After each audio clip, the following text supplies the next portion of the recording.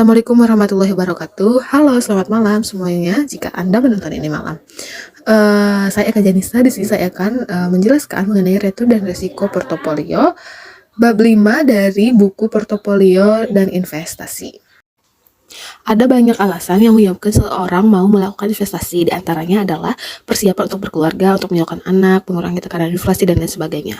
Pengelolaan uang yang baik dengan melakukan investasi berarti seseorang ingin mempunyai masa depan yang lebih baik.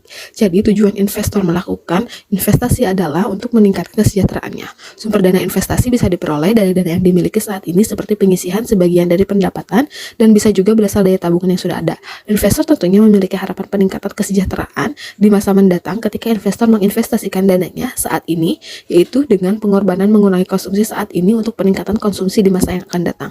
Ketika investor melakukan investasi, tentunya investor tersebut akan mempertimbangkan setidaknya dua hal, yaitu return dan risiko dari investasi yang dilakukan. Return berhubungan dengan imbalan yang diperoleh di masa mendatang, dan risiko berhubungan dengan ketidakpastian dari imbalan yang akan diperoleh. Alasan utama mengapa orang berinvestasi, khususnya saham, adalah untuk memaksimalkan return tanpa melupakan faktor risiko yang harus dihadapinya.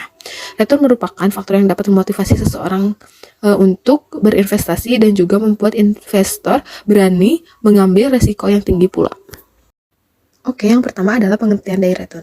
Return adalah imbalan atas keberanian investor menanggung risiko serta komitmen waktu dan dana yang telah dikeluarkan oleh investor. Itu juga merupakan salah satu motivator orang untuk melakukan investasi. Return terdiri dari dua komponen, yaitu yield dan capital gains atau loss. Return atau investasi sama dengan yield ditambah capital gain atau loss. Pengertian risiko. Risiko adalah kemungkinan perbedaan antara return aktual yang diterima dengan return yang diharapkan. Nah, sumber-sumber risiko investasi ini ada 8. Yang pertama adalah risiko suku bunga, risiko pasar, risiko inflasi, risiko bisnis, risiko finansial, risiko likuiditas, risiko nilai tukar mata uang, dan risiko negara atau country risk. Nah, risiko ini terbagi menjadi dua, yaitu risiko dalam konteks aset tunggal, yaitu risiko yang harus ditanggung jika berinvestasi hanya pada satu aset saja. Dan yang kedua adalah risiko dalam konteks portofolio aset. Nah, risiko ini ada dua macam, yaitu risiko tidak sistematis atau unsystematic risk dan risiko sistematis atau systematic risk. Estimasi return sekuritas. Tingkat return yang mungkin terjadi dan probabilitas terjadi tingkatnya return tersebut, itulah yang dimaksud dengan estimasi return sekuritas.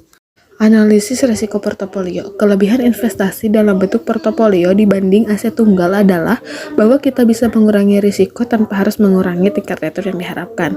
Logika yang dipakai dalam konsep portofolio hampir mirip dengan logika pengurangan risiko dalam prinsip asuransi, di mana perusahaan asuransi akan mengurangi risiko yang membuat sebanyak mungkin polis asuransi. Estimasi return portofolio.